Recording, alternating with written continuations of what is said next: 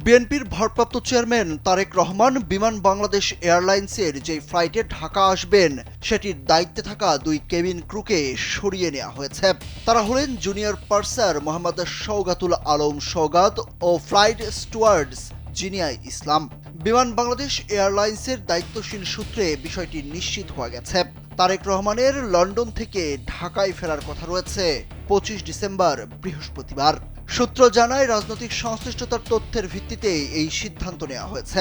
ওই দুজনের সঙ্গে আওয়ামী লীগ নেতাদের অসংখ্য ছবি সামাজিক যোগাযোগ মাধ্যমে প্রকাশ পাওয়ার পর এমন সিদ্ধান্ত নেওয়া হয়েছে।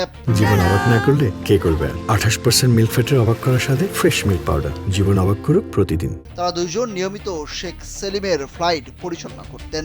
এদিকে তারেক রহমানকে বহন করা বিমান বাংলাদেশ এয়ারলাইন্সের বিজি 202 ফ্লাইটটি বুধবার সন্ধ্যায় লন্ডনের হিথ্রো বিমানবন্দর থেকে ঢাকার উদ্দেশ্যে রওনা হওয়ার কথা।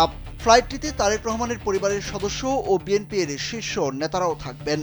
বিমান সূত্র জানায়, গোয়েন্দা প্রতিবেদনে দুজনের রাজনৈতিক সংশ্লিষ্টতা এবং ভিআইপি যাত্রী নিরাপত্তা নিয়ে সম্ভাব্য ঝুঁকির কথা উল্লেখ থাকায় তাদের দায়িত্ব থেকে সরানো হয়েছে।